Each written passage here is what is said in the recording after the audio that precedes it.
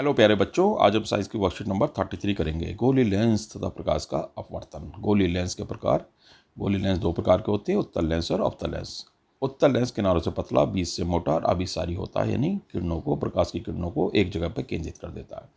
अवतल लेंस किनारों से मोटा, बीच से पतला और अपसारी होता है, यानी किरणों को, प्रकाश की किरणों को फैला देता है।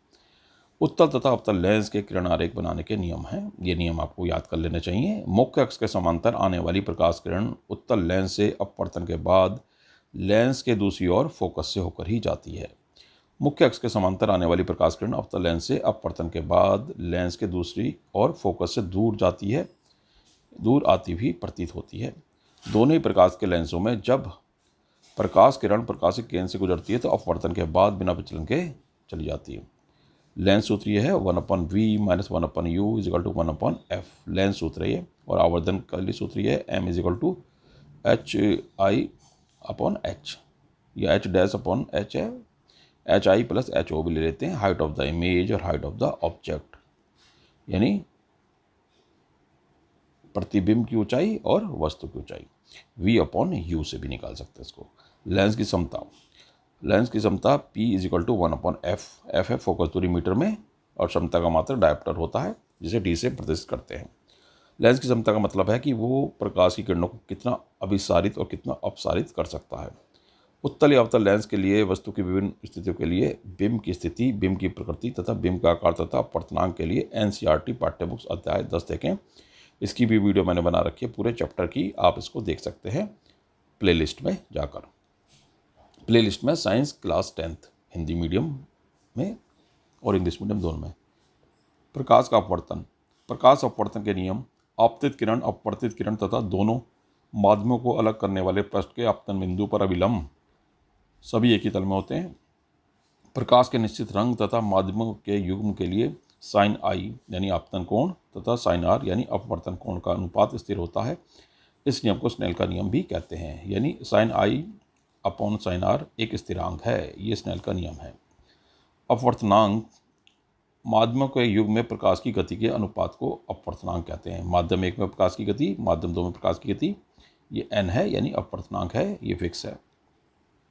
निरपेक्ष अपवर्तनांक। यदि माध्यम 1 वायु या निर्वात है तब माध्यम 2 का अपवर्तनांक निरपेक्ष अपवर्तनांक कहेंगे। तब खाली अपवर्तनांक नहीं कहेंगे। अगर एक ऊपर वायु है, जैसे c निर्वात में प्रकाश की चाल और v माध्यम में प्रकाश की चाल किसी माध्यम में, तो वो n जो है निरपेक्ष अपवर्तनांक होगा। प्रश्न देख लेते हैं। उत्तल लेंस के लिए वस्तु के समान आकार का प्रतिबिंब प्राप्त करने के लिए वस्तु को कहाँ रखा जाना चाहिए? वस्तु को रखा जाना चाहिए 2f पर। प्रश्न 2, यदि किसी लेंस की फोकस दूरी +15 सेंटीमीटर तो लेंस का प्रकार होगा उत्तल लेंस, क्योंकि प्लस में उत्तल लेंस ही होता है, माइनस होता तो अवतल होता। निम्न में से किसका उपयोग लेंस बनाने के लिए नहीं किया जाता? जल, प्लास्टिक, कांच, क्ले मिट्टी। क्ले मिट्टी का प्रयोग नहीं किया जाता। उत्तल लेंस के लिए वस्तु की ओर ले जाने पर प्रतिबिंब के आकार में क्या परिवर्तन होगा? ठीक है, ये क्या लिखा हुआ? पर ई फोकस, फोकस की तरफ ले जाएंगे तो क्या परिवर्तन होगा? वस्तु का प्रतिबिंब का आकार बढ़ता रहेगा। जैसे जैसे हम लाएंगे लेंस की तरफ, वस्तु का आकार बढ़ेगा।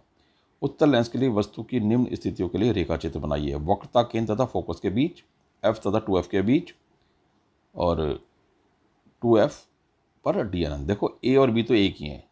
ए बी वक्रता केंद्र तथा फोकस के बीच में, यानी कि 2f और f के बीच में 2f ही होता है वक्रता केंद्र, और बी भी f तथा 2f के बीच में, तो ये दोनों को तो एक ही चित्र बनेगा। और 2f पर और अनंत पर, तो ये तो हो गया अनंत वाला। ये अनंत पर है वस्तु, प्रतिबिंब यहाँ बन गया, ये वस्तु यहाँ अनंत पर रखी है। ठीक है, और ये जो मैंने बताया था आपको, देखो ये है ना वक्रता केंद्र, ये सी है वक्रता केंद्र, और 2f ये सेम होता है। ठीक है, तो इसलिए वक्रता केंद्र और ये वाला दोनों का चित्र एक ही बनेगा। तो ये वाला आप डायग्राम बना लेंगे, और बिटवीन 2f एंड f1 यानी इसमें ये बन जाएगा।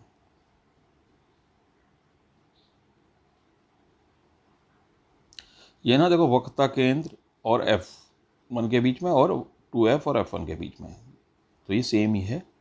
ठीक है, तो इस तरीके से अब आगे देखते हैं। लेंस के संदर्भ में परिभाषित करो वक्ता केंद्र फोकस। लेंस दो गोलों के भाग होते हैं जिनके केंद्र को वक्ता केंद्र कहते हैं। तो हर लेंस के दो वक्ता केंद्र होंगे क्योंकि एक लेंस दो गोलों से बना होता है। फोकस मुख्य अक्ष के समांतर प्रकाश की किरणें अपवर्तन के पश्चात मुख्य अक्ष के जिस बिंदु पर मिलती हैं या फैलती हुई प्रतीत होती हैं उस बिंदु को लेंस का फोकस कहते हैं। मिलती तो हैं उत्तल लेंस के लिए और फैलती हुई प्रतीत होती हैं अवतल लेंस के लिए। नेक्स्ट क्वेश्चन देखते हैं। लेंस की क्षमता को परिभाषित करिए। यदि किसी लेंस की क्षमता +2D है तो फोकस दूरी तथा लेंस का प्रकार बताएं। तो लेंस की क्षमता यहां से लिख सकते हैं और इसमें एक लाइन और ऐड कर लेंगे।